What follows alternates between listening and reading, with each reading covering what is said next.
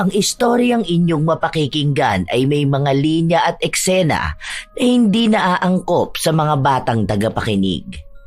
Ang patnubay ng magulang o ng mas nakatatanda ay kailangan. Kawawa naman ang apo ko. O eto, may dala ulit akong merienda para sa inyong dalawa ng kapatid mo.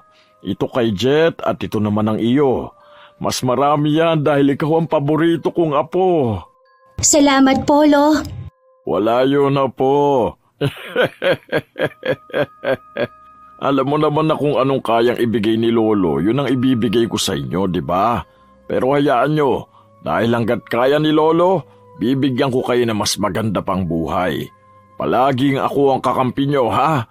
Nandito ako palagi para sa inyo. Mahal kayo ni Lolo. Hayaan nyo na lamang muna ang tatay nyo. Hindi ko rin kasi alam kung magbabago pa siya eh. Basta hanggat buhay ako, sisiguraduhin ko sa inyo na tutulungan ko kayong magkaroon ng magandang buhay. Paano kung ang inaasahan mong tao na dapat ay poprotekta sa iyo ay siya pa mismong taong aagaw ng iyong kamalayan? Ganon ang nangyari sa dalagitang si Pearl. Ito rin ang magiging dahilan upang lapitan ng itim na kapangyarihan. Makakamtan niya kaya ang hustisya na kanyang hangad? May katahimikan pa kaya siyang makakamtan matapos nito? O maging siya ay tuluyang magpapasakop sa galit at kadiliman? Nasaan ang pinabibili kong alak? Hindi ba sabi ko sa'yo gusto ko pagising ko meron na dito? Wala po kasi akong pambili, Tay. Nagamit ko po kasi yung pera. Bumili po ako ng bigas natin. Ay, ano ba naman yan? Mangutang ka sa tindahan. Ganitong wala akong alak, mas lalong umiinit ng ulo ko. Bilisan mo! Ayaw na rin po kasi tayong pautangin eh. Nagagalit na nga po sa akin. Kasi po, hindi raw po kayo nagbabayad. Habang nagagalit at nagwawala si Elvert, saka naman dumating si Marcelo, na kanyang ama. May bitbit ito na mukhang pagkain na binili niya sa labas. Oh, ano ba nangyayari dito ha? Ano na naman yung naririnig kong ingay? Nagwawala ka na naman dyan, Elvert. Paano naman kasi itong bata na to napakatanga? Yung pera na iniwan ko sa kanya, pinambili ba naman ng pagkain? Ang sabi ko, ibili niya ng alak. Nagugutom na po kasi kami ni Jet. Tapos, ayun na lang po ang pinambili namin. Hindi po kami kumain kagabi eh. Kasi po, naubos niyo po yung ulam tapos inilabas niyo pong pampulutan po. Ngayon ako pa pala may kasalanan, ha? Ano ba naman yan, Elvert? Wala ka na nga maipakain sa mga anak mo, gusto mo pang saktan. Dapat kasi sumama ka kay Jetro para lumuwas ng Maynila. Para sana may silbi ka naman, di ba? Kaya iniwan ka ng nanay ng mga bata dahil sa ganyan mo ugali. Magbago ka na. Kawawa naman ang mga bata. Ay, buwisit naman talaga, oh. Bahala ka kayo dyan! Padabog na umalis si Elvert habang ang kanyang panganay na anak ay nakatayo lang. Hindi alam ang gagawin. Ayaw pa naman niya na nagagalit ang ama. Ilang sandali pa, ibinaba ni Marcelo ang bitbit niya at tinawag si Pearl. Umupo ka rito sa tabi ni Lolo. Halika, tignan mo itong inuwi ko. Galing akong bayan kanina at binilang kita ng damit mo. Tignan mo nga kung kasya sa itong mga to. Saka meron din sa kapatid mo. Pasensya na kayo, yan lang ang kaya ni Lolo sa ngayon ha. Hayaan nyo, kapag nagkaroon ng pera si Lolo, ibibili ko pa kayo ng mas marami. Nandito rin bumili ako ng paborito mong palitaw. Salamat po, Lolo. Wala yun na po. Alam nyo naman na love kayo ni Lolo, di ba? Sige na, isukat mo na yung damit na binili ko. Tignan mo kung kasya sa'yo. Magluluto na muna ako ha. Pagpasensya mo na muna ang tatay mo ha. Pinagsasabihan ko naman siya. Lalo na't ayaw kung kinakawawa kayo. Iniwan na nga kayo ng inyong ina tapos ganyan pa siya makitungo sa inyo. O siya, magluluto na talaga ako.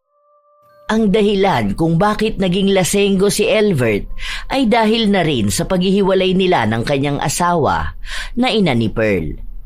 Noong una kasi, masaya naman ang kanilang pamilya. Ang problema ay mas nag-asam ng magandang buhay ang ina nila na hindi kayang maibigay ni Elvert. Wala kasi itong trabaho at kung magkakaroon man, hindi siya nagtatagal. Dahil minsan ay napapaaway dahil mabilis uminit ang ulo. Nakatira rin sila sa isang tagong baryo kung saan mahirap din ang pamumuhay. Wala silang kuryente. Wala ring kakayahan na magkaroon ng mas maayos na pagkain dahil madalas na kinakain lamang nila kung ano ang kanilang mga tanim o minsan ay gutom talaga sila. Ganon din ang buhay na nararanasan ni na Pearl. Dagdag pang pasakit ay kapag may pera ang kanyang ama, mas inuuna nito ang pagbili ng alak. Ilang araw pa ang lumipas, nagkaroon na ng trabaho si Elvert. Madalas siyang wala sa bahay kapag umaga at naroon lang siya kapag gabi na at tulog na ang mga tao. Isang hapon, naglalabas si Pearl at ang kanyang kapatid. Sakto naman na napadaan ang kanilang lolo. Apo, ano ba naman yung suot mo? Hindi ba sabi ko wag mo nang gagamitin yan dahil may butas na yan? Tignan mo, nakabuka ka pa dyan habang naglalaba. Dalaga ka na, ayusin mo yung upo mo. Tinahi ko na po ito, Lolo. Hindi ko po napansin na napunit po ulit eh. Ang hirap po kasi umupo dito sa bangko, ang liit po. Magpalit ka nga doon. Baka mamaya may naninilip na dyan sa'yo. Alam mong daanan dito, may mga makakakita sa'yo. Hindi mo pa naman masabi ang utak ng mga tao ngayon. Sa susunod ayusin mo na ang sinusuot mo, ha? Kaya nga kita binibilan ng mga bagong damit dahil ayaw ko na babastos ka. Opo, sorry po, Lo. Ubuwi ba ngayon ang tatay nyo? Balita ko maaga yata silang pinatapos sa trabaho nila. Nakita ko yung kasama niya sa trabaho nandun sa bahay nila. Tapos siya wala pa rito. Pasinuuna talaga nun sa labas kaysa makasama ang mga anak. Matanda na kasi hindi na nakikinig sa akin. Hindi ko po alam, Lo. Hindi ko pa naman po nakikita si tatay. Baka po kasama na naman niya ang mga kaibigan niya pong nagiinuman. Wala naman po siyang ibang ginawa, puro ganun eh. Ay, ang tatay nyo kahit na anong sabihin ko hindi nagbabago. Kailan kaya siya matatauhan? At ako ang naiinis sa mga ginagawa niya May trabaho nga siya, wala naman na ibibigay na pera sa mga anak. Malapit na ang pasukan, hindi pa kayo nabibilan ng mga gamit. Hayaan nyo, may mapapasukan akong trabaho bukas, kaya mabibilhan ko kayo ng gamit sa school. May uniform pa naman kayo, di ba? Nagpasalamat lang ang magkapatid sa sinabi ng kanilang lolo. Nang kinahapunan, maaga silang kumain dahil baka mahirapan sila kapag nagdilim na. Isda pa naman ang kanilang ulam. Ang sabi ng kanilang lolo, hayaan na lang daw muna nila ang kanilang ama. Huwag na nilang tirhan ng ulam dahil uuwi rin naman daw yon ng lasing. Nang matapos na ang kanilang hapunan, nagtulong ulit ang magkapatid para maglinis ng kanilang kusina. Alam mo, Jet, gusto ko, kapag nakapagtapos na ako ng pag-aaral, luluwas tayo ng Maynila. Maghahanap ako ng trabaho doon. Tapos, ikaw naman ang paaralin ko. Gusto kong tumira tayo sa isang bahay na tayo lang, tapos masaya tayo. O kaya hanapin natin si nanay. Baka mayaman na siya, no? Sana kunin niya tayo rito. Ayoko na kasi dito Sumagot ang kanyang kapatid na kung iiwan din nila ang kanilang ama ay parang katulad lang din ng pag-iwan na ginawa ng kanilang ina. Paano naman din ang kanilang lolo? Hindi ba?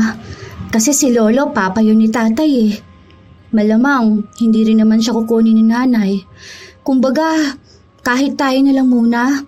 Tapos kapag mayaman na tayo, saka na lang natin sila tulungan, ano? Ang layo naman kasi nitong lugar natin. Ang hirap pang makapunta rito.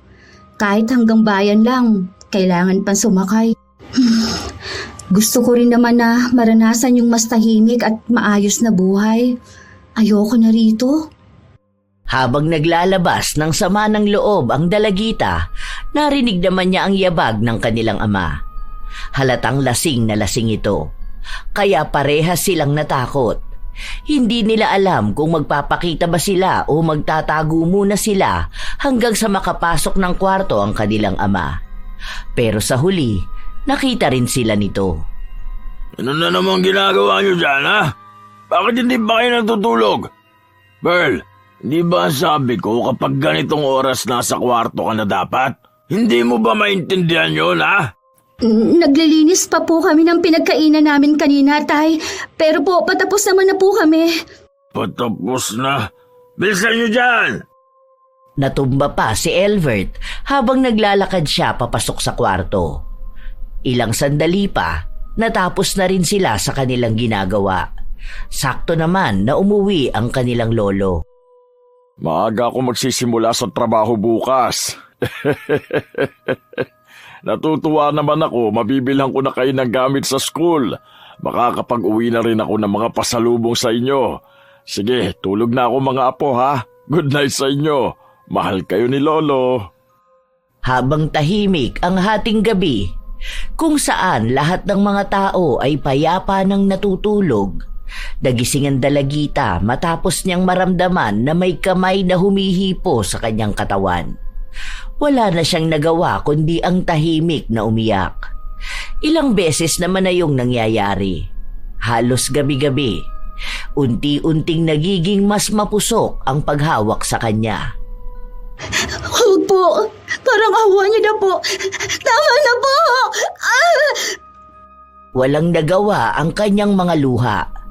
Pinagsamantalahan pa rin siya. Paulit-ulit. Na para bang isa sa kinatutuwa ng gumagalaw sa kanya ang kanyang pag-iyak. Hindi na nakatulog ang dalaga matapos ang pangyayari na yun. Iyak lang siya ng iyak. Hindi niya magawang humingi ng tulong.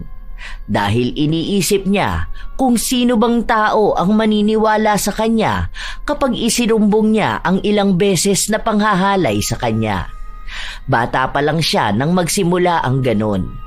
Wala siyang malapitan at matakbuhan. Pakiramdam niya ay wala siyang kakampi. Kinabukasan, maagang nagising ang dalagita. Paglabas niya ng kwarto, naabutan niya ang kanyang kapatid. Ang sabi sa kanya nito, may iniluto ng pagkain ng kanilang lolo dahil maaga itong umalis kanina. Walang ganang kumain ng dalagita pero kailangan niya ng lakas para harapin ang buong araw. Pero bago sila makakain ng kapatid, lumabas ang kanilang ama at inunahan sila. Anong tinitingin-tingin nyo dyan, ha? Tay, pwede niyo po bang hatian ng pagkain si Jet? Hindi pa po kasi siya kumakain eh. Kahit siya na lang po. Baka po kasi sumakit ang tiyan niya eh. Mamaya pa po ako magluluto ulit kasi may tatapusin pa po kaming labahin. Bakit kasi ngayon lang kayo gumising? Kumuha kayo ng plato doon. Kanina pa kayo nandito, hindi kayo kumain. Isa pa, ayusin mo nga yung buhok mo, Pearl. Hindi ka man lang marunong magsuklay. Ang sapnot niyan. Maliligo pa lang po kasi ako, Tay. Hindi ka naligo kagabi? Hindi po. Sabi ko na eh. Mupo na kayo rito. Kumain na kayo. Gutom na gutom ako. Kagabi pa ako hindi kumakain. Inubusan niyo ba naman ako ng ulam eh? O ano pa tinutunganga niyo dyan? Bahala nga kayo dyan. Nakaupo lang sa isang sulok si Pearl. Hindi siya nagsasalita. Napupuno ng takot ang buo niyang katawan. Sa katunayan, habang naiisip niya ang nangyari kagabi, gusto niyang sumuka. Hindi niya maatim ang ginawa sa kanya. Hindi niya masikmura. Walang ibang nakakaalam ng pinagdaraanan niya. Hindi niya rin ito masabi sa ibang tao dahil iniisip niya na ano na lamang ang magiging tingin nila sa kanya. Paano na ang magiging panghuhusga ng mga tao na kahit siya naman ang tunay na biktima? Natatakot din siya na baka walang maniwala sa kanya lalo na't ilang taon naman na siyang hinahalay at hindi niya isinusumbong sa mga pulis. Babae siya at alam niyang kahit na siya ang ginawa ng masama, maaaring batuhan pa rin siya ng sisi. Ilang araw pa ang nakalipas, naging tulala na ang dalagita. Minsan pa, naabutan siya ng kanyang lolo sa labas ng bahay. Nagwawalis siya pero wala ang kanyang kaisipan sa ginagawa. Ayos ka lang ba talaga, apo ko?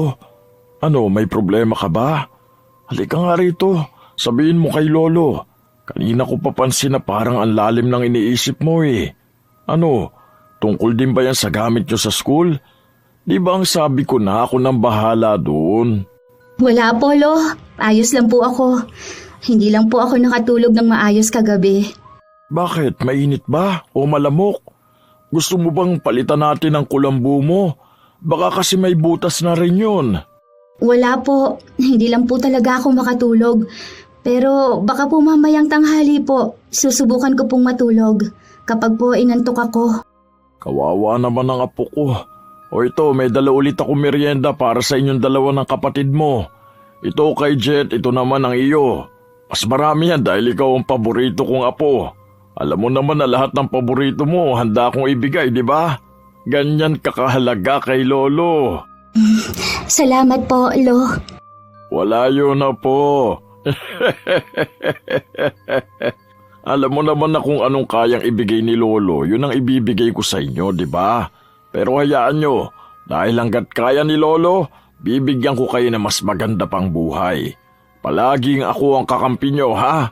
Nandito ako palagi para sa inyo. Mahal kayo ni Lolo. Hayaan nyo na lamang muna ang tatay nyo. Hindi ko rin kasi alam kung magbabago pa siya eh. Basta hanggat buhay ako, sisiguraduhin ko sa inyo na tutulungan ko kayong magkaroon ng magandang buhay. Ilang araw pa ang lumipas, tila mas lalong lumalala ang pagiging lasenggo ni Elvert. Wala na siyang pakialam sa mga ginagawa niya kapag lasing siya. Minsan pa ay may mga tao na nagpupunta sa kanilang bahay dahil sinasabi ang mga ginagawang kalokohan ni Elvert. Minsan pa raw na nagwala siya sa isang inuman at may nasirang mga gamit. Dahil wala namang pera ang mga bata, humingi na lamang sila ng tawad sa inasta ng kanilang ama. Isang gabi, bago matulog si Pearl, nagulat siya nang makita ang ama na nakatayo sa pinto ng kwarto. Nakakagulat ka naman po, Tay. Bakit po? Akala ko po tulog na kayo eh. Naririnig ko kasi na humihilig kayo kanina. Bakit nasa labas ka ba, ha? Patayin mo na yung gasera at pumasok ka na sa kwarto nyo, ha? Anong oras na, oh? Sabi ko kapag ganitong oras na hindi ka na dapat lumalabas, di ba? Nagpunta lang po ako ng banyo, Tay. Opo, patulog na po ako. Kaya anong oras ka na nagigising dahil sa kapupuyat mo sa wala namang kwentang bagay, eh? Pumasok ka na sa kwarto mo. Wala ka naman naggagawin, palakad-lakad ka pa dyan. Nagmamadali ang dalagita na pumasok sa loob. Mag-isa lang siya na natutulog sa kwarto dahil ang kanyang kapatid ay kasama ng kanyang ama. Habang lumalalim ang gabi, hindi makuha ng dalaga ang kanyang antok. Sa sobrang tahimik ng paligid, nakakaramdam na naman siya ng takot dahil inaasahan niyang may mangyayari na naman. At hindi nga siya nagkamali. Ramdam niya na may nagbubukas na ng kulambu niya at marahang lumalapit sa kanya. Hinahalikan siya nito mula sa kanyang braso hanggang sa kung saan-saan ang parte ng kanyang katawan. Huwag po, parang awa niyo na po. Tama na po ito, ayoko na po. Maawa po kayo sa akin. Wala siyang ibang narinig na tugon kundi ang mahihinang halinghing. Matagal na pambababoy sa kanyang katawan. Wala siyang ibang ginawa kundi ang umiyak na lamang. Matapos ang panghahalay sa kanya, sinundan pa nito ng pagbabanta. Na huwag siyang magsusumbong kahit kanino dahil nasa mga kamay niya nakasalalay ang buhay ng kapatid. Matapos noon ay iniwan siya sa loob ng kwarto na durog. Duming-dumi sa kanyang sarili. Galit sa buhay na meron siya. At kahit anong gawin niya, wala naman siyang kakayahan na umalis. Kinabukasan, ramdam ang pagod sa katawan ng dalagita. Wala siyang ganang kumilos. Hindi siya makagalaw sa loob ng bahay, kaya ang akala ng kanyang kapatid ay may sakit siya. Sana dumating na si nanay. Ayoko na rito. Nasaan na kaya siya, no? Gusto ko nang bumalik siya para sunduin tayo. Kasi sasama talaga ako sa kanya. Hindi niya alam, habang nagsasalita siya, narinig siya ng kanyang ama. Gusto niyo palang sumama sa nanay niyo, dapat ngayon palang hinahanap niyo na siya. Kung gusto niyo umalis sa pamamahay ko, umalis na kayo! Hindi ko kayo kailangan dito, ha? Gusto niyo bang palayasin ko na kayo ngayon? Wala naman pala kayong pinagkaiba sa nanay niyo eh. Sige, doon kayong makisiksik sa kanya. Ewan ko kung tanggapin niya kayo. Di naman kayo mahal ng nanay niyo eh. Alam niyo kung bakit? Dahil kung mahal niya kayo, hindi naman siya alis eh. Kaso hinayaan kayo rito, di ba? Kung talagang kayo ang iniintindi niya, sana isinama na kayo. Pero ang gusto niya, sarili niya lang ang iintindihin niya. Habang galit na galit si Elvert, hindi na makapagsalita ang magkapatid. Umiiyak lang sila. Kung ano-ano na lang din kasi ang lumalabas sa bibig ng kanilang ama. Ni hindi man lang inunawa ang tunay na dahilan kung bakit nais nilang lumayo. Ilang sandali pa, dumating na rin ang kanilang lolo. Ano na naman ba yan, Elvert? Malayo pa lang ako naririnig ko na yung bunganga mo. Bakit pinagagalitan mo na naman ang mga bata? May nagawa na naman ba silang mali? Paano mukhang nagpaplano na yung dalawa mong apo na umalis dito? Kung may plano naman na pala sila, dapat matagal na nilang ginawa yon, di ba? O kaya dapat sumama na sila dun sa magaling nilang ina. Sige, ngayon pala mag-impake na kayo at ituturo ko sa inyo kung paano kayo makakarating sa terminal. Lumayas na kayong dalawa! Baka naman kasi nasabi lang nila yun. Hindi naman ganun ang ibig nila sabihin eh. Intindihin mo, mga bata lang yan oh. Paano kung gusto naman sana nilang magkaroon ng magandang buhay, di ba? Kaso dahil hindi ka nagtatrabaho at panay ka inom, hindi mo yun maibigay sa kanila. Baka may problema sila na hindi nila masabi sa'yo. Sana sa halip na magalit ka sa mga bata, alamin mo rin ang pangangailangan nila. Sige, gampihan nyo na lang yung mga apo nyo. Bahala nga kayo dyan. Magsama-sama kayo. Wala rin naman ako mapapala sa inyo eh. Galit na lumabas ng bahay si Elvert. Ang mga bata naman ay umiiyak lang habang magkayakap silang dalawa. Sa mga araw pang lumilipas, wala nang ibang ginawa si Pearl kundi ang umiyak o kaya ay tumulala. Halos gusto na nga niyang gawin ang sinabi ng kanyang ama na lumayas na lang sila. Ang iniisip niya ay kung anong mangyayari sa kanila ng kapatid niya kapag nasa kalye na lang sila. Baka mas lalo lang silang mapahamak. Wala siyang ibang pagpipilian kundi magtiis muna. Lalo na sa mga gabing hinahalay siya. Isang araw, umuwi si Marcelo na may bitbit na mga gamit. Tignan nyo nga to mga apo ko. Gusto nyo ba ng ganitong notebook? Hindi ko kasi alam kung anong bibilihin ko. Kanina may nakita akong nagbebenta kaya binili ko na. Ang mura lang kasi nila magbenta eh. Tapos ang dami ring mga nakigulo para makakuha ng notebook. Bag na lang ang kulang nyo, no? Salamat po, Lo. Mukhang pambata to para sa'yo. May mukha pa ni Jolina magdangal. Okay lang po yan, Lo. Wala naman po yan sa cover ng notebook. Kahit ano na lang po. Ang babait talaga ng mga apo ko. Yung mga kakilala ko kasi ang aarte daw ng mga apo nila. Parang ayaw daw nilang gumamit ng mga ganito. Bukas nga may magbibigay sa akin ng bag eh. Pinaglumaan ng mga anak nila. Pili na lang kayo doon kung anong gagamitin nyo. Ay, yung ama nyo naman wala namang ginawa dito para sa pag-aaral nyo. Sige na, itabi nyo na muna to. Magpapahinga na muna si Lolo, ha? Hindi na kumibo pa ang mga bata. Ilang sandali pa, umuwi ang kanilang ama. Lasing ito, pero may bitbit siyang 2 plastik. Sukat nyo nga kung kasya yan sa inyo. Ano po ito, Tay? Uniform po namin? Nakikita mo naman na siguro, no? Kapag hindi yan kasya sa inyo, sabihin nyo sa akin. Babalik ko yan bukas. Matutulog na ako. Sakit na ng ulo ko eh. Kanina pa ako nahihilo. Kahit na paano, nakaramdam ng tuwa ang 2 bata dahil lumang-luma na ang uniforme na sinusuot nila. Bago magtungo sa kanilang kwarto ang magkapatid, pinaghatian na muna nila ang mga notebook na bigay ng kanilang lolo. Nangako rin sila sa isa't isa na pagbubutihin nila ang pag-aaral para magawa na nilang magkaroon ng mas maayos na buhay. Huwag niyo na pong gawin sa akin ito. Maawa naman na po kayo sa akin. Huwag po. Katulad sa gabi-gabing nangyayari, muli na namang pinasok si Pearl sa kanyang kwarto. Katulad lang noon, kahit na anong pagmamakaawa ng dalagita, nilapastangan pa rin ang kanyang katawan. Paulit-ulit siyang umiiyak at nagmamakaawa, pero wala siyang ibang naririnig kundi ang halinghing ng isang demonyo. Walang sawa nitong ginagamit ang kanyang katawan para lang maglabas ng init. Isa na namang madilim na gabi ng kanyang buhay. Katulad ng dati, matapos siyang gamitin ay lalabas na ng kanyang kwarto.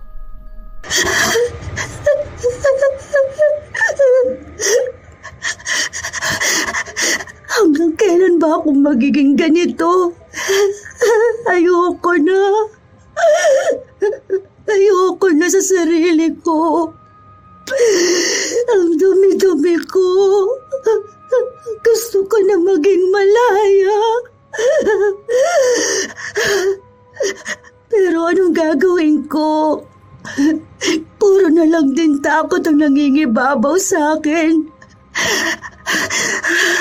Paano ako iintindihin ng mga tao kung ako mismo hindi ko maintindihan ang sarili ko?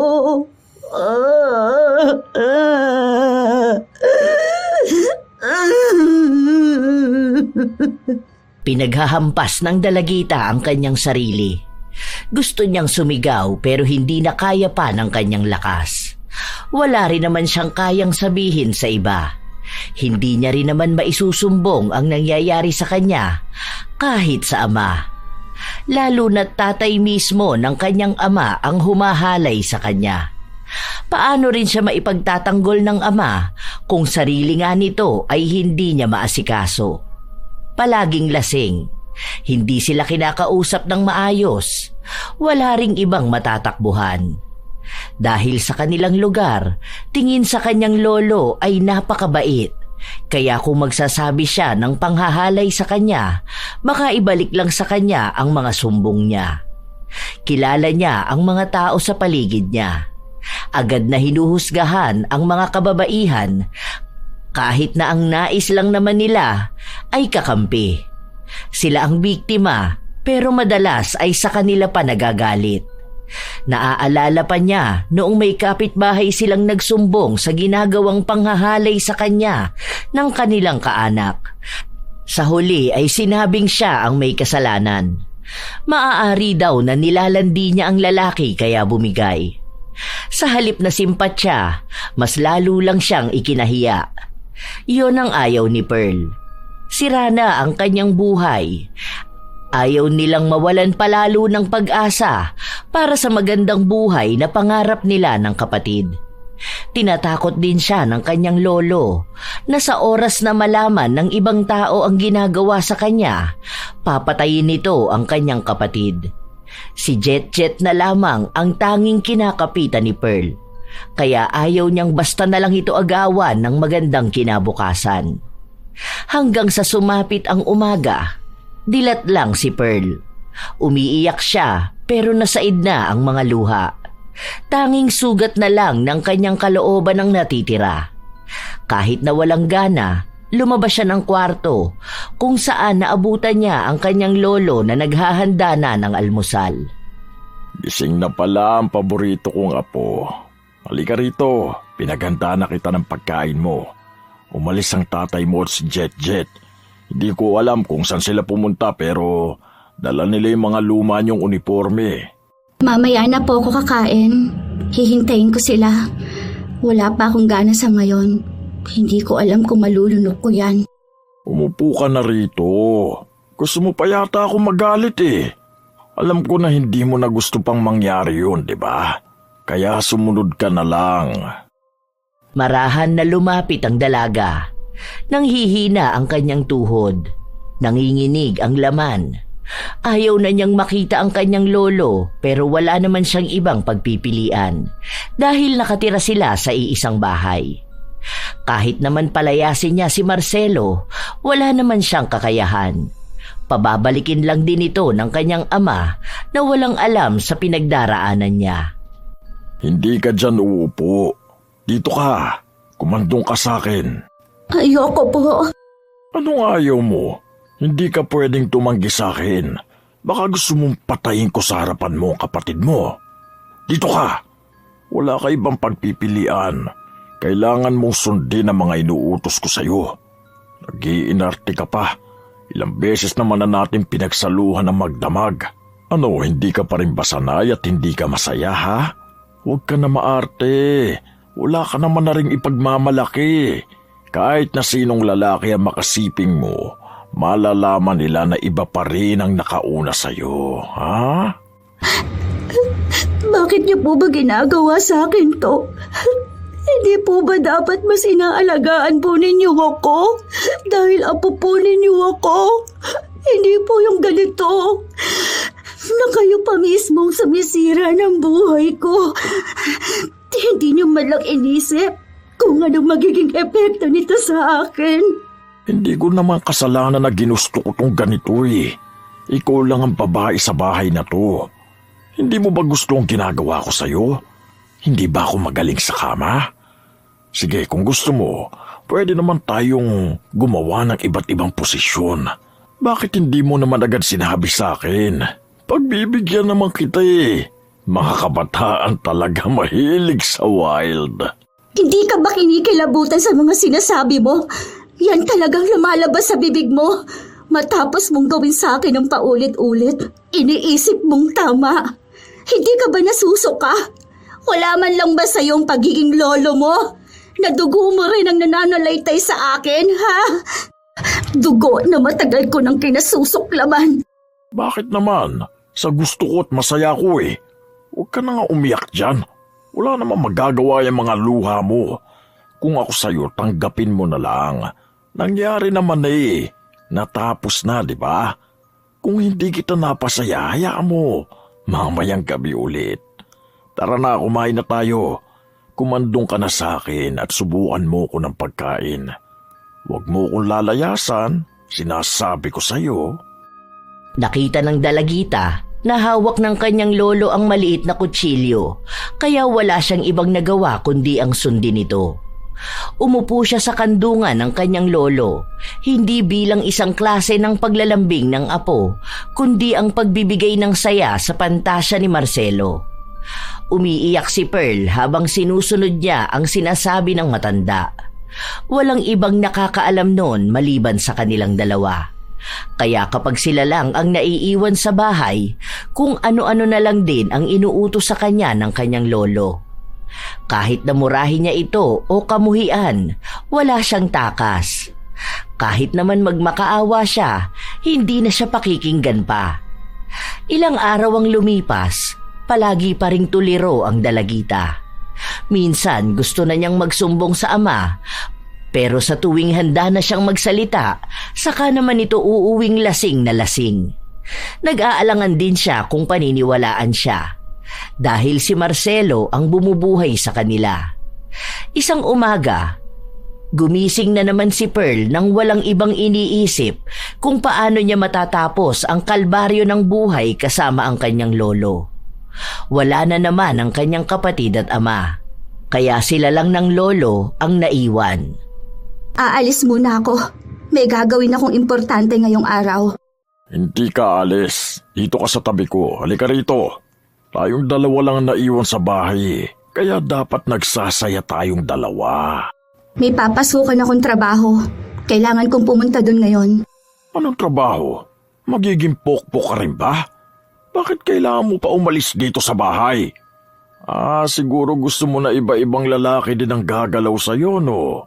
Napakalandi mo naman pala. Hindi pa ako naging sapat sa'yo? Gusto mo pa talagang sumubok ng iba? Hindi ako malandi. Gusto kong matutong buhayin ang sarili ko at ang kapatid ko. Gusto kong lumayo sa'yo.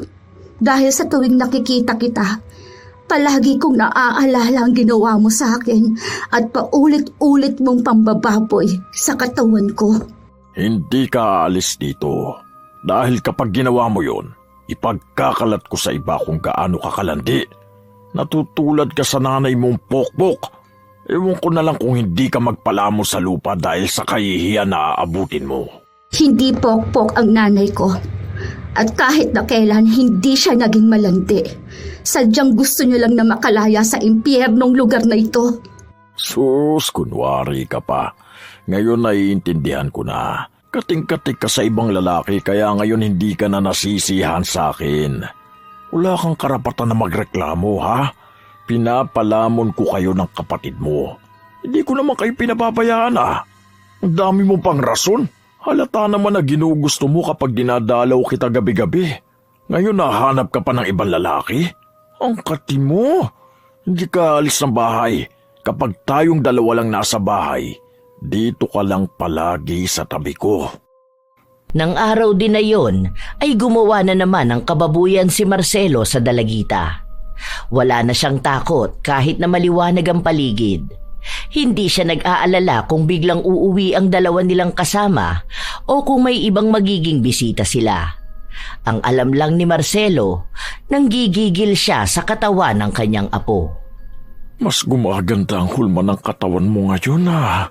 Mas sumasarap ka. Nakakatuwa naman. Mas lalo kong ginaganahan sa'yo. Kaya sana mas maganda kapag palaging tayong dalawa lang nandito sa bahay, no? Hayop ka! Wala kang kasing sama! Sobrang lala mo na! Yung kaluluwa mo, sinog na sa impyerno! Wala nang kapatawaran tong kahayupan na ginawa mo sa akin! Ganon talaga. Pero aminin mo, nasasarapan ka naman kapag dinadala kita sa langit, di ba? Ayaw mo na lang kasi aminin eh. Dapat tanggapin mo na lang para hindi ka na rin mahirapan sa buhay mo. Ang mga babae pa naman may hilig din. Alam ko na kapag nakikita mo, nalilibugan ka rin naman. Kapag mga ganyan, sabihan mo ko, ha? Para pwede na sa bakbakan. Sisiguraduhin ko sa'yo na pagbabayaran mo itong ginawa mo sa akin. Matitigil din itong pagiging demonyo mo. Paano? Magsusumbong ka ba sa pulis? Kaya mo magpunta sa bayan? Tingin mo ba kapag nagsabi ka sa kanila ng ganito, gagalangin ka nila? Aba, baka pagpasapasahan ka pa, di ba? O baka yun ang gusto mo? Mas maraming lalaki, mas masaya? O kaya, kanino ko magsasabi? Sa tatay mo? Nakakausap mo ba siya na maayos, ha? Hindi nga siya makinusumagot kapag tinatanong eh. Sa mga kapitbahay? Baka pagtawa ng kanila at sabihin na malandi ka at baliw. Walang maniniwala sa'yo. Ang mga katulad mong babae, mga malalandi na sa paningin ng lahat. Hindi ka naman din kasi maayos manamit eh. Pwede kong sabihin na ikaw ang nang-akit sa akin. Alam naman nila na mabait ako, na may respeto sa babae. Hindi naman gagahasain ng mga babae kung hindi rin naman nila gusto, di ba? 13 years old pa lang ako nung ginawa mo to sa akin. 2 taon na akong nandidiri sa sarili ko. Hindi ka man lang ba nakaramdam ng awa sa bata, ha? Nasa dami naman ng babae sa paligid. Sa sarili mo pang apo. Sa bagay, paano nga naman maaawa ang isang demonyo? Walang ibang laman niyang utak mo kundi kahalayan. Pero naniniwala ako na makakaganti rin ako sa'yo. Maghintay ka lang. Darating din ang araw na pagbabayaran mo itong lahat. Sige, maghihintay na lang ako ng araw na yan. Walang kahit nakatiting na simpatya si Marcelo sa pagdurusa ng kanyang apo. Tila ba hindi niya ito nakikita bilang isang bata na kasama niyang lumaki, kundi kasangkapan lamang kapag malakas ang tawag ng laman. Kinabukasan, habang nagwawali sa labas si Pearl, dumating ang isa nilang tiyahid. Anong nangyari sa'yo? May sakit ka ba? Ayos lang po ako. Medyo nahihilo lang po pero wala naman po akong sakit. Parang namumutla ka kasi. Ang lalim pa ng mga mata mo. Sigurado ka ba na ayos ka lang, ha? Nandyan ba ang tatay mo? Wala po. Ako lang po ang mag-isa rito. Kaalis lang din po ni Lolo. Halika po, pasok po kayo, tita. Mabuti naman po at napasyal kayo. Ngayon din po ba kayo aalis? Pwede po bang sumama na kami ni Jet sa'yo pag alis mo? Kung pwede lang sana, Pearl. Pero alam mo naman na nangangamuhan lang din ako, di ba? Buti nga nakapasyal ako rito, may dala kasi ako mga damit. Yung amo ko kasi may mga damit na binigay sa akin kasi malalaki na mga anak niya. Kaya naisip ko kayo ng kapatid mo. Day off ko ngayon, nakisabay lang ako doon sa kakilala ko. Wala kasi akong pamasahe. Tita, kahit po mamasukan na lang din po ako. Ayoko na po kasi dito. Kahit tumira na lang po ako kahit sa maliit lang na bahay o kwarto. Basta po, malayo po rito. Ha? Bakit? Ano nangyari? Hindi kumibo ang dalagita. Nag-aalangan siya kung paano niya sisimula ng kanyang sasabihin.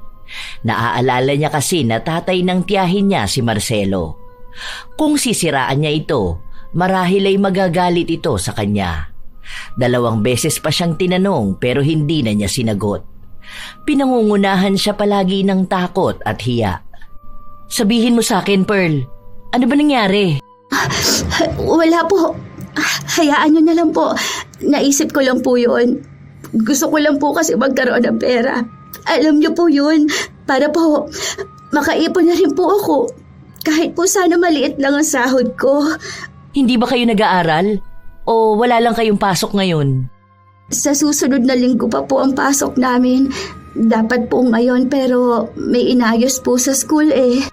Oh, nag-aaral ka pala eh, tapos gusto mo sumama sa akin para mamasukan ka.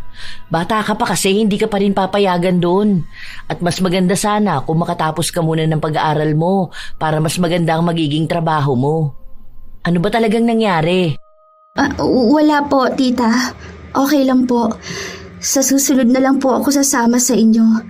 Kapag nag-18 na lang po ako, sunod po ako doon. Kasama ko po si Jet. Sabihin mo sa akin, yung totoong nangyayari dito sa bahay, lahat. Ano pong nangyayari? Maliban po sa palaging lasing si tatay. May ginagawa ba sa'yo matandang yon? Si Marcelo? Sabihin mo na. Huwag kang mag-alala, pakikinggan kita. Hindi kumibo si Pearl. Hawak ng kanyang tiyahin ang kanyang mga kamay. Nanlalamig siya. Walang salita pero bumuhos ang kanyang mga luha. Baka sa kanya ang takot at hiya. Ginagalaw ka ba ng hayop na yun? Tita! Tita, huwag ka po magagalit sa akin. Hindi ko po ginusto. Pinilit lang po ako. Pinilit ko naman po na magmakaawa na huwag eh. Ayoko po talaga. Hindi po ako malandi, tita. Ang walang yang yun? Bakit? Pati ba naman ikaw? Anong ginagawa ng tatay mo, ha? Ilang beses ko na siyang pinagsabihan, bakit hindi siya nakikinig sa akin? Kilala naman niya kung gaano kademonyo ang hayop niyang ama. Ay naku, pasensya ka na, Pearl. Sorry. Doon lang nakaramdam ng kapanatagan ang dalagita. Pakiramdam niya may isang tao na hindi siya huhusgahan. Nakaramdam siyang ligtas siya. Kahit na hindi na niya ipaliwanag ang ginawa sa kanya, naiintindihan na ito ng kanyang tiyahin. Nang kinagabihan, dapat sana ay aalis na si Eden pero nagpaiwan siya para sa pamangkin. Ayaw niyang iwan ito ng basta lang. At naabutan niya nga ang kanyang kapatid na lasing na lasing. Talaga ba, kuya? Ganyan ka uuwi ng bahay niyo? Wala kang ibang alam sa nangyayari sa mga anak mo, ha? Anong klase kang ama? Matatawag mo pa bang ama ang sarili mo? Anong pinagsasabi mo, ah? Maayos naman ang mga anak ko rito sa bahay. Nandito naman si tatay eh.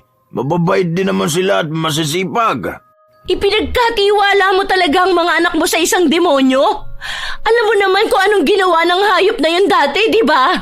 Nagbago na si tatay. Nakikita ko naman kung gaano na siya kabait ngayon. Bumabawi na siya sa pamilya natin.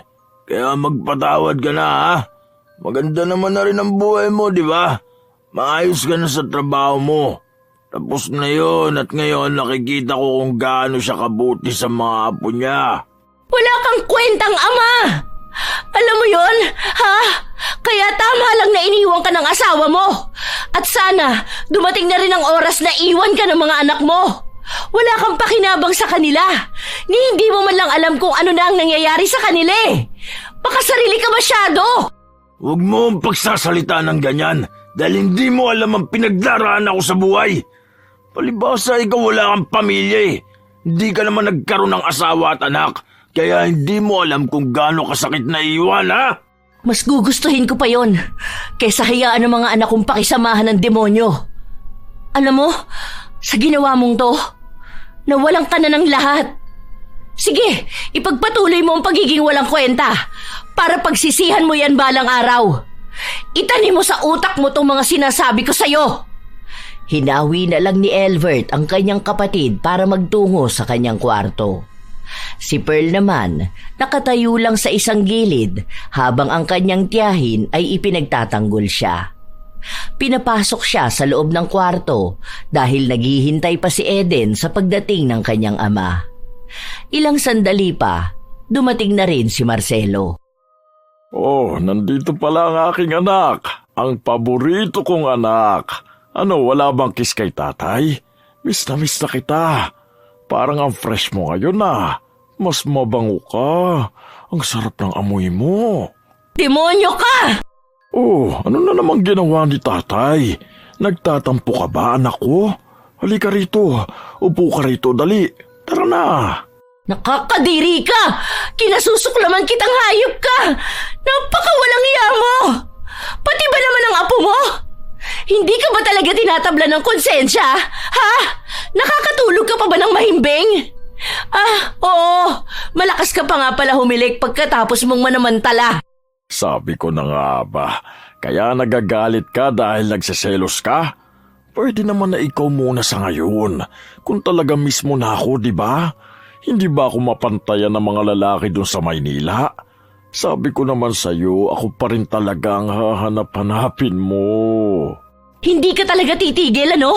Wala ka man lang bang kahit nakatitig na kilabot na nararamdaman kapag sinasabi mo yan? Paano mo naaatim na pag-isipan ng masama ang bata? Talagang wala kang Diyos?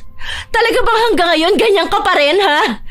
Kaya kahit na kailan hindi ko naisip na patawarin ka dahil hindi ka naman talaga magbabago. Isa ka pa rin walang yang tao. Apo mo na yun. Ginawa mo na sa amin. Ginawa mo pa sa kanya. Ang tanga rin kasi niya ni Elbert eh. Bakit tinanggap ka pa? Kaunting paawa mo lang sa kanya. Pinatira ka sa bahay niya kasama pa ang anak niya. Kasalanan ko ba yun? Lalaki ako. Normal naman siguro sa isang lalaki na magkaroon ng pakiramdam sa isang babae, di ba? Sa anong magagawa ko kung nagagandahan ako sa apo ko? Tinuturuan ko naman din siya para kapag nagkaroon na siya ng asawa, hindi siya iiwan dahil magaling siya sa kama. Putang ina!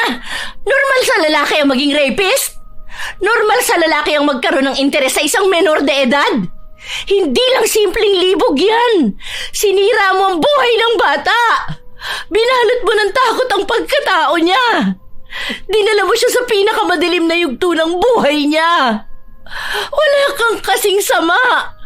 Ang dapat sa'yo, pinarurusahan ng malala. Hindi lang sapat ang pagkakakulong o kamatayan. Gusto ko mas malala, mas mahirap. Wala naman na magagawa. Nangyari na eh. May naganap na sa amin. Mukha rin namang ginusto niya. Kanino ba kayo magsusumbong? Sige, kung yan ang gusto nyo, basta bahala na lang kayo mapahiya, ha? Ewan ko kung anong mas pagdurusahan yan. Baka hindi na yun makalabas ng bahay dahil iba na ang magiging tingin sa kanya ng mga tao. Sige lang. Umalis din agad si Marcelo. Si Eden naman ay naiyak na lang sa galit. Bumalik sa kanya ang mga alaala niya kung paano rin siya pinagsamantalahan ng kanyang ama. Matagal na niyang sinabi kay Elbert na huwag patutuloyin ng ama Pero nang maghiwalay sila ng asawa, nawala na siya ng direksyon sa buhay. Kaya hindi na rin siya makapag-isip ng tama. Kaya galit na galit din si Eden sa kanyang kapatid. Dahil hindi naman nadaranasin ng pamangkin ang kaparehas na takot kung sana mismong ama niya ang nagtanggol sa kanya at naglayo sa isang demonyo. Habang nasa loob ng kwarto sina Pearl at Eden, walang ibang ginawa ang dalagita kundi ang umiyak. "Huwag ka na matakot, andito ako. Walang gagalaw sa'yo ngayon, pangako. Hindi ako aalis hanggat hindi natin nabibigyan ng leksyon ng hayop na yon. Sabay natin siyang lalabanan." Paano po kung patayin niya ang kapatid ko? Hindi ko po alam kung mapapatawad ko ang sarili ko kapag may nangyaring masama sa kapatid ko po. Hindi niya gagawin yun. Tinatakot ka lang niya. Ako ang gaganti para sa'yo, para sa akin, at para sa mga babaeng naging biktima ng hayop na yan. Bakit ngayon mo lang sinabi sa akin? Dapat nagsumbong ka na. Natatakot po ako. Ano na lang ang magiging tingin sa akin ng mga tao? Nakakahiya po ako. Lolo ko pa siya. Nakatira po kami sa iisang bahay. Mabait ang tingin sa kanya ng mga tao. Hindi ko po kaya mag-isa. Dahil paano kung walang maniwala sa akin? Ano na lang po ang mangyayari? Sorry. Sorry, pamangkin ko, na nararanasan mo to. Pangako, hindi na to mauulit pa. Ako ang magbibigay ng hustisya para sa'yo. Wala ako naging kakampi noon, pero ngayon, sisiguraduhin kong magkakaroon ka. Buo na sa kalooban ni Eden ang gumanti sa kanyang ama. Naaalala niya ang kanyang sarili kay Pearl. Noong kabataan niya rin, ipinapanakot sa kanya ng ama na papatayin ng kanyang ina kapag hindi siya pumayag na magpagalaw. Kaya halos ilang taon din siyang naging kasangkapan ng kademonyohan ng ama. Nang magkaroon siya ng pagkakataon na lumayas, ginawa niya yun. Sa tuwing nakikita niya ang ama, nanginginig ang kanyang laman sa galit. Lalo na ngayon na isa na namang bata ang nabiktima niya. Isang dalagita na katulad niyang natakot noon. Walang ibang kakampi si Eden noon dahil noong nagsumbong siya, walang nakinig sa kanya. Napahiya lang siya at naging katatawanan sa ibang tao. Kaya ramdam niya ang takot ni Pearl na kahit naaabuso na siya, hindi ganun kadali ang magsumbong.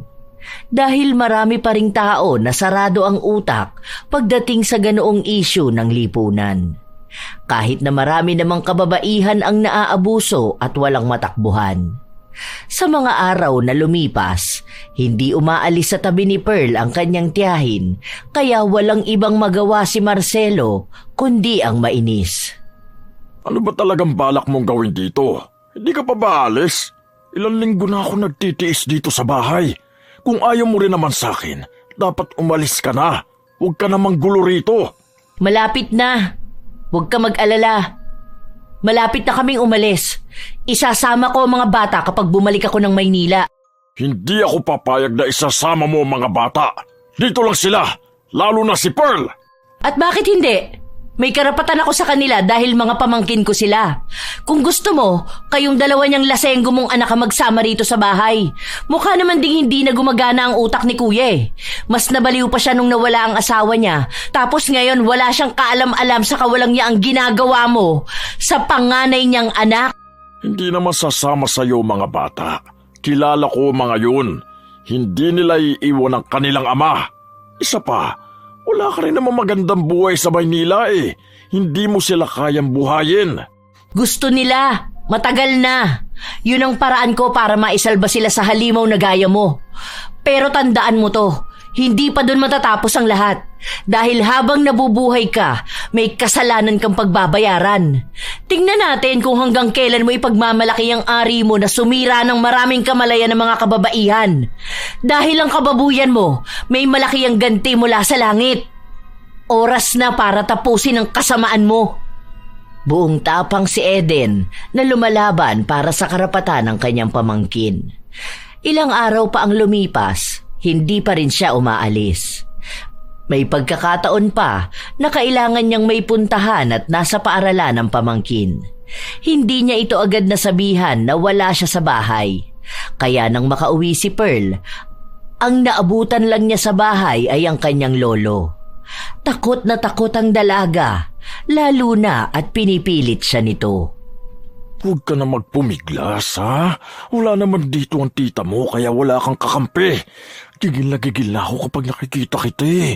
Tara na, ako na lang magpapalit ng uniform mo. Bagay na bagay sa iyong ganyang suot. Mas lalo ka nagiging maganda sa paningin ko, apo. Lolo, wag po. Talaga. Tama na po itong ginagawa niyo sa akin. Ano ba? Dito ka Ano ba? Ha? Ayoko! Oh, Sinipa ni Pearl ang ari ng kanyang lolo na naging dahilan para masaktan ito. Sakto naman na dumating ang kanyang kapatid at ama.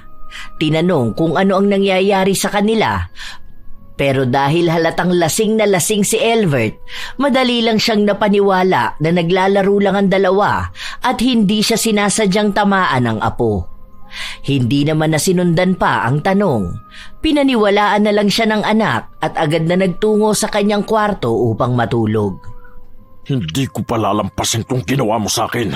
Sinisiguro ko sa'yo na pagsisisihan mo tong paglaban mo. Akala mo yata kung sino ka na matapang dahil lang nandyan ang tita mo. Kahit anong gawin mo, hindi ka pa rin makakatakas sa akin. Aray ko! Aray!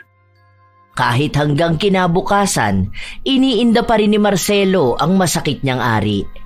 Hindi siya masyadong makakilos dahil sumasakit ito. Minsan pa ay napapasigaw siya kapag kumikirot. Hindi maikakaila na masaya si Pearl sa nangyayari sa kanyang lolo. Hinahayaan niya lang ito kapag humihingi ng tulong sa kanya. Dahil yun din naman ang utos sa kanya ng tiyahin. Ilang linggo na ang nakalipas, namamagana ang ari ni Marcelo.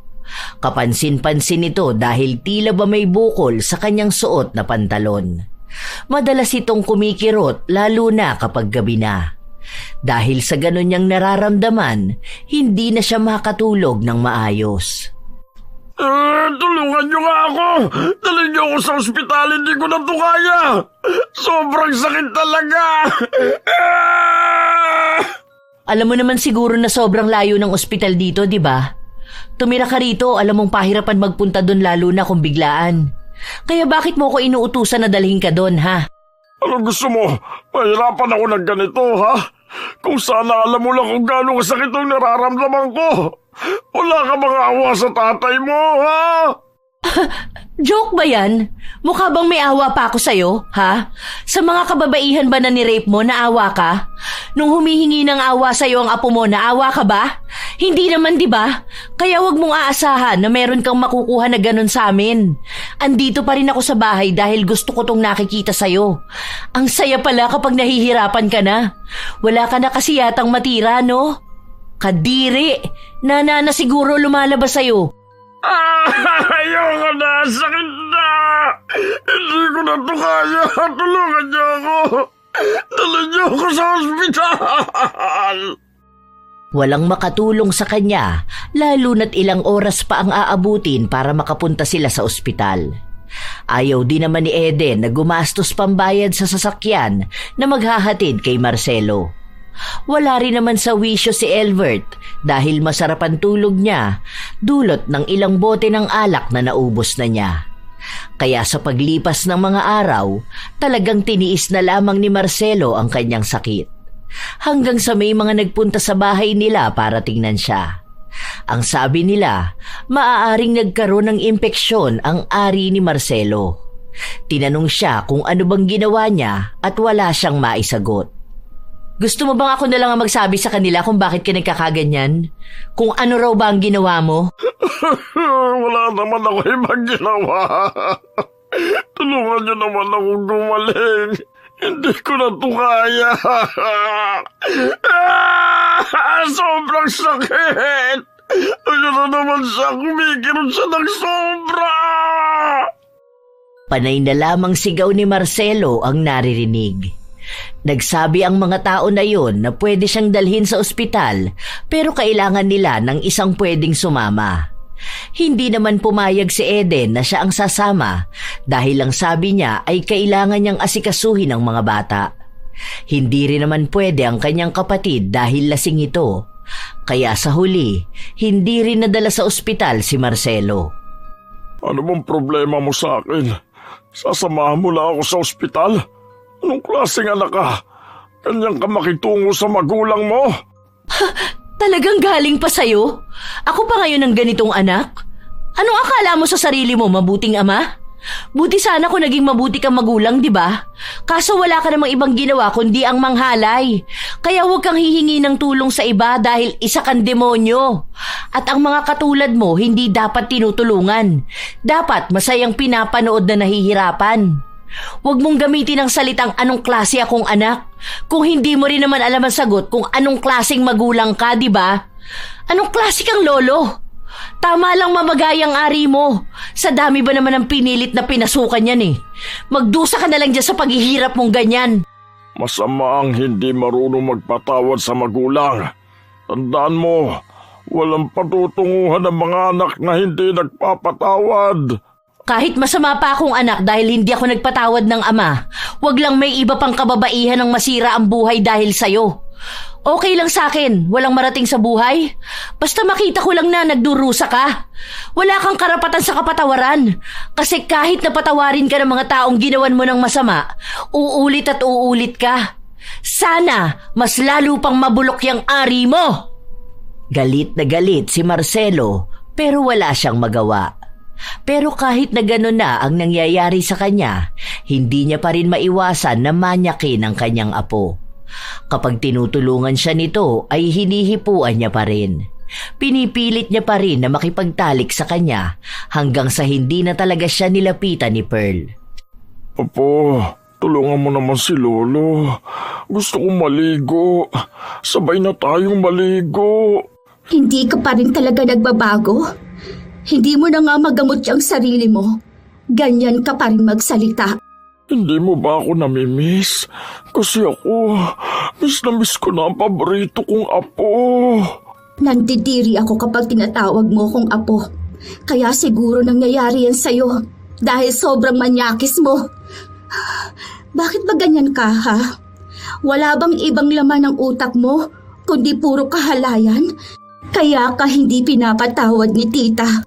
Patawarin mo na ako, apo ko. Kapag tanda mo, maiintindihan mo rin ako. Dahil normal sa tao makaramdam ng ganito. Ang sakit! Ikaw mo nga ako ng gamot-abo ko. Aray ko, ayan na naman. Kumikirot na naman. Parang pinipilipit ang aray ko. Baka yan talaga ang parusa sa mga rapist. Sana, lahat ng rapist, ganyan ang gawin. Wala naman kayong puwang sa mundo eh. Hindi naman kayo mahalaga. Kayo ang dahilan kung bakit marami ang takot. Tulungan mo ako, apo ko. Huwag ka na magalit sa akin. Hindi ko na kaya itong sakit na to. Parang awa mo na.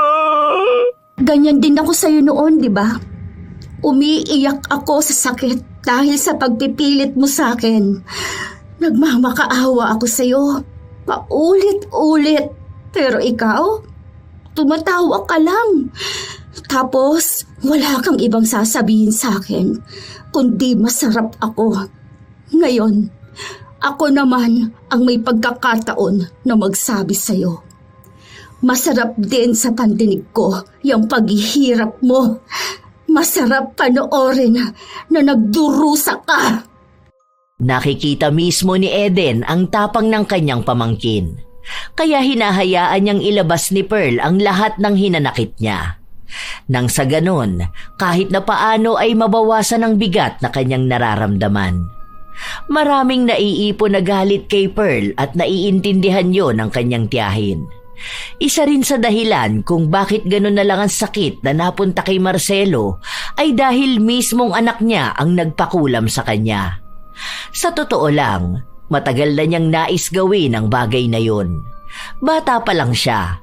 Pero natatakot siya sa maaaring maging balik sa kanya o singil ng itim na kapangyarihan kapag lumapit siya. Pero ngayon, mukhang wala na siyang kinatatakutan na mawala sa kanya. Kaya kahit nakaluluwa pa niya ang kapalit, handa siyang ialay. Makita niya lang na labis na nagdurusa ang lalaking nanamantala sa kanya at sa pamangkin. Dalawa silang nakatayo habang pinagmamasdan kung paano magmakaawa si Marcelo. Hanggang sa dumating si Elvert. Tay, ano nangyayari sa'yo? Ano ba naman kayong dalawa? Bakit naman pinapanood nyo lang na nahihirapan si tatay? Ikaw, Perla, kumuha ka nga ng gamot. Di mo inaalagaan ang lolo mo. Para saan po, Tay? Anong para saan? Gamot para makainom si tatay. Nasasaktan na nga, oh. May sakit siya. Nung ako po ba ang nasasaktan dahil sa ginawa niya? Nag-alala po ba kayo? Anong pinagsasasabi mo? Pinagsamantalahan lang naman po ako niyang tatay ninyo. 2 taon niyang ginawa. Kahit na ilang beses ako magmakaawa sa kanya, wala siyang ginagawa kundi ipagpatuloy ang pambababoy sa akin. Apo ko, ano ba yung sinasabi mo? Wala akong masamang ginagawa sa'yo. Alam niyo na mahal ko kayo, di ba? Ginawa ko naman ang lahat para buhayin kayo. Ano na naman ba itong pinagsasabi mong bata ka? Eden, ano to? Bakit kasi hindi mo hayaang si Pearl na ang magpaliwanag? Siya ang nakakaalam nun. Mga bagay na hindi mo alam dahil panay ka pag-iinom. Di ba sinabi ko naman na sa'yo? Nagbago naman na kamo ang tatay mo. Anong pagbabago? Yung pagiging mas malalang demonyo? Ilang beses ko na pong gustong sabihin sa inyo. Pero natatakot ako dahil baka hindi kayo maniwala sa akin. Baka magalit po kayo. Pero halos gabi-gabi niyo pong ginagawa sa akin yon. Gusto ko humingi ng tulong sa iyo, Tay. Pero paano ko naman yun gagawin kung wala kang ibang ginawa kundi mag-inom? Binibigyan niya kami ng pagkain, pero kapalit naman nun ay ang pananamantala niya sa akin. Ano kuya? Naniniwala ka na ba sa mga babala ko sa'yo noon? Alam mo naman na halangang kaluluwa niyang tatay mo eh. Pero dahil dyan sa kagaguhan mo, hinayaan mong maulit yung ginawa niya sa akin dyan sa anak mo. Hindi ka kasi nag-iisip. Masyado ka ring selfish. Hindi ka agad nakasagot si Elvert. Hindi niya alam kung paano magpoproseso sa kanyang utak ang mga nangyari. Tulungan mo ko, anak ko. Sobrang sakit talaga. Huwag ka magpapaniwala sa kanila. Hindi totoo sinasabi ng dalawang... Sakit! Hayop ka! Walang iya ka, matanda ka! Ilang beses na sinuntok ni Elvert ang kanyang ama. Inawat na lang siya ni Pearl dahil halos gusto na niya itong patayin. Sinisiguro ko sa'yo na pagbabayaran mong ginawa mo! Hayop ka! Nagmakaawa ng ilang beses si Marcelo. Ginamit na naman niya ang salitang ama at magulang para ipaalala sa kanyang mga anak na dapat ay ginagalang siya at hindi dapat nagtatanim ng sama ng loob sa kanya. Hindi siya humingi ng tawad dahil pilit niyang sinasabi sa kanila na wala siyang ginawang masama. Doon lang din natauhan si Elvert sa mga nagawa niyang kamalian. At para makabawi sa anak, pinakulong niya ang sarili niyang ama kahit pa na may sakit ito. Huwag niyo naman gawin sa akin tong ganito. Anak, lalaki ka. Alam mo kung ano ang pangangailangan natin, di ba? Hindi ko kasalanan to. Isa pa, anak mo ang kusang lapit ng lapit sa akin. Lalaki ako pero pinandidirihan kong ginawa mo. Kadugo mo. Hindi lang si Pearl, pati na si Eden. Sarili mong anak yun. Isa sa malaking pagsisisi ko nung naawa ako sa'yo kaya pinatira kita sa bahay ko. Hindi ko akalain na hantong sa ganito ang lahat. Wala kang kasing sama. Huwag mo naman ako ipakulong. Kailangan ko ng tulong niyo. May sakit ako. Kahit na ano mangyari, kahit pabalik-balik ta rin natin ang mundo, ako pa rin ang ama nyo. Dapat kayong mga anak marunong kayo magpatawad. Marunong ako magpatawad. Kaya nga pinatawad kita noon, di ba? Dahil ang akala ko nagbago ka na. Mas lumala ka pala. Nasira pa ang anak ko dahil sa kawalang hiya mo. Hindi mo na ako madadala sa mga paawa mong ganyan. Hindi mo na ako kayang mauto. Tama lang yan. Dapat mong pagdusahan ang mga kasalanan mo. Pero tatay niyo pa rin ako. Pamilya pa rin tayo. Ang kahihiyan na binibigay niyo sa akin, kahihiyan niyo rin. Alam mo kung anong kahihiyan lang ang tatanggapin ko? Kahihiyan ko bilang anak mo. Magdusa ka dyan sa kulungan. Kasabay niyang sakit mong walang lunas. Ilang beses pang nagmakaawa si Marcelo sa kanyang anak para ilabas siya sa kulungan, pero tinalikuran lang siya at umalis na. Buo na ang loob ni Elvert. Ilalaban niya ang karapatan ng kanyang anak laban sa ama. Nang makauwi siya sa kanilang bahay, naabutan niya si Pearl na mag-isa lang na nakaupo sa loob ng bahay. Nilapitan niya ito. Anak, pasensya ka na. Patawarin mo kung naging masama akong ama. Nawala akong kwenta. Hindi ko natupad yung pangako ko na poprotektahan ko kayo kahit na anong mangyari. Ako na yun nandito pero wala man lang ako nagawa. Patawarin mo ko, nak. Kung magagalit ka man sa akin, ayos lang. Sigawan mo ko, sakta mo ko, magalit ka lang. Isumbat mo sa akin lahat, ayos lang. Dahil alam ko naman na may mali talaga sa akin. Naging makasarili ako. Wala akong ginawa kundi ang uminom. Nawala na sa akin ang nanay niyo tapos hindi ko man lang namalayan na pati kayo mawawala na pala sa akin. Bumawi naman po kayo, tay. Kahit na tatay niyo yun, gumawa kayo ng paraan para maipakulong siya. Hindi ko lang po masabi doon dahil nagtatakot ako. Lalo na po sa panghuhusga ng mga tao kapag nalaman nila. Paano po kung hindi ninyo ako paniwalaan? Dahil tatay po ninyo siya. Ang dami po. Ang dami. Nabuhay ako sa takot. Pangako ko sa iyo, anak. Mabibigyan ng hustisya ang lahat. Magtiwala ka lang kay tatay, ha? Akong bahala sa iyo. Kakampi mo ako sa kahit na anong laban. Mahal na mahal kita. Mahal ko kayo ng kapatid mo. Malaki ang naging pagbabago kay Elvert. Hindi na siya nag-iinom at naging responsable na siyang ama. Gusto niyang bumawi sa kanyang mga anak, lalo na at sinisisi niya ang kanyang sarili. Dahil kung hindi siya naging pabaya, wala namang mangyayari kay Pearl. Gusto niyang patunayan na magkakampi sila ng kanyang anak. Sa paglipas ng mga araw, nagpatuloy ang kaso kay Marcelo. Dahil din doon, lumabas ang balita sa kanilang lugar. Dumating na ang araw na kinatatakutan ni Pearl.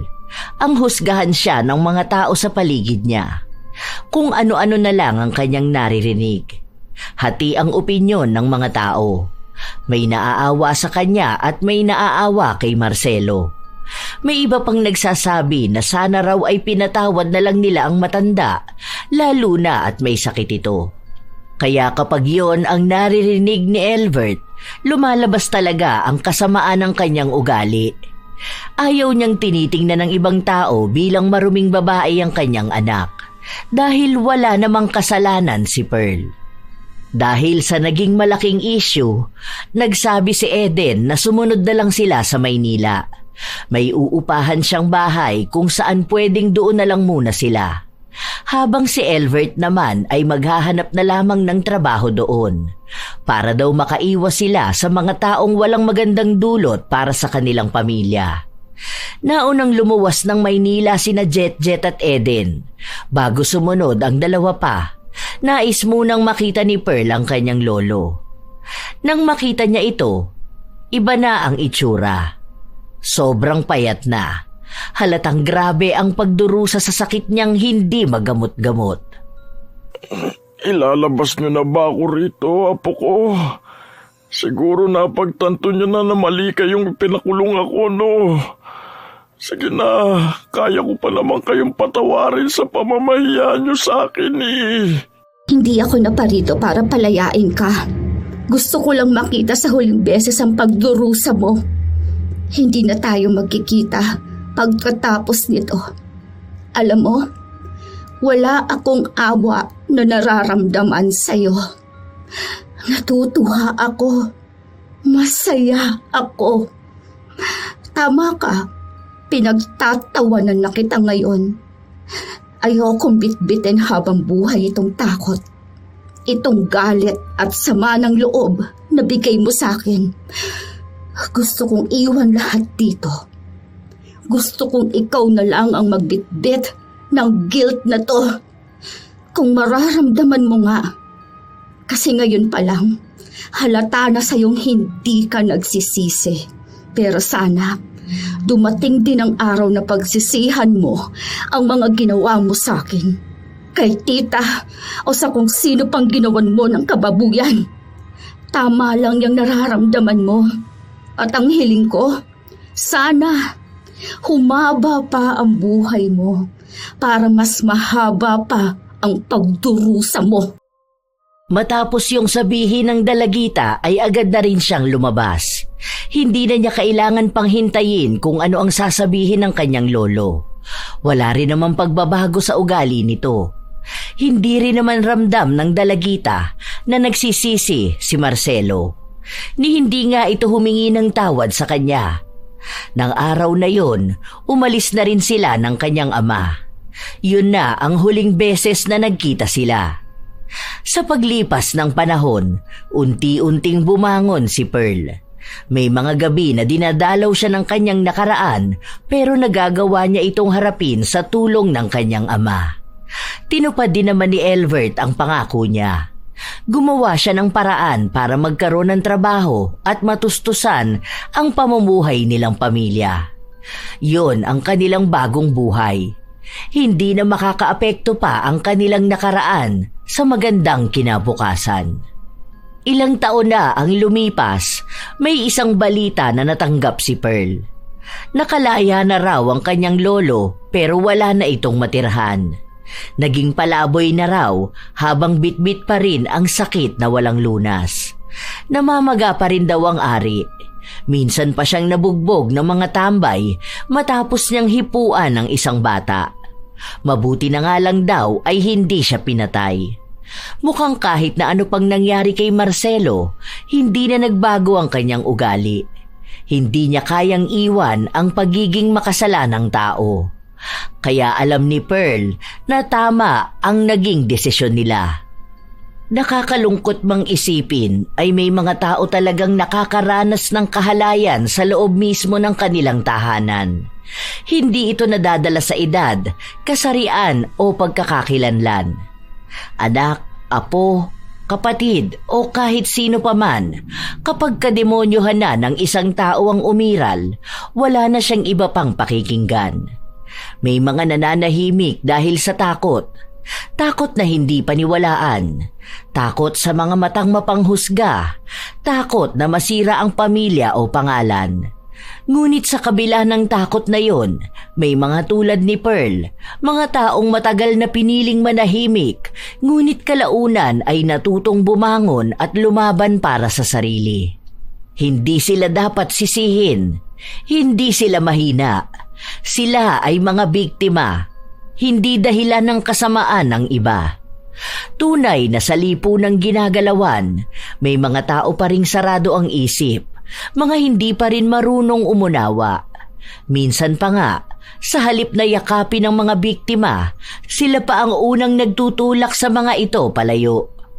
Kaya maraming nananatiling tahimik, hindi dahil gusto nila, kundi dahil natatakot silang muling masaktan, muling pagtawanan o hindi paniwalaan. Ngunit sana, dumating ang araw na mas magiging maingay ang pakikipaglaban at pagbangon kaysa sa ingay ng pang-aabuso. Sa mga naging biktima ng karahasan, kahalayan o anumang pang-aabuso, tandaan palagi na hindi mo kasalanan ang nangyari sa'yo. Lagi niyong isipin na may karapatan kayong pakinggan. may karapatan kang lumaban. Hindi madali ang proseso, pero naway dahan-dahang dumating ang paghilom ng mga sakit ng isang madilim na kwento ng inyong buhay. At ang mga taong mas piniling manahimik, hindi sila mahina o duwag. Huwag mo sanang ikahiya ang iyong sarili. May mga tao pa ring makakaintindi ng iyong sugat. At para naman sa mga taong mapagsamantala, ang bawat kasalanan na ginagawa nyo ay may kaparusahan. Darating din ang takdang oras para kayo ay magbayad. Kailanman ay hindi kayo makakatakas sa batas ng langit at ng konsensya. Sana'y dumating ang panahon na hindi na kailangang matakot ang kababaihan at kabataan sa loob ng sariling tahanan. Tandaan na lamang natin na ang pag-asa ay hindi kailanman mawawala hanggat may mga pusong marunong manindigan para sa sarili at para sa iba. Isang sensitibong paksa ang tungkol sa pang-aabuso. Naway wala nang maging biktima ng mga taong halangang kaluluwa. Ano ba ang inyong opinyon ukol sa ating bagong kwento, mga apo? Sana ay may maganda kayong aral na natutunan. Huwag din kayong matakot na ibahagi ang inyong kwento at opinyon dahil nais ko itong mabasa. Ito ang inyong Lola Telang at maraming salamat sa pakikinig nyo, mga apo.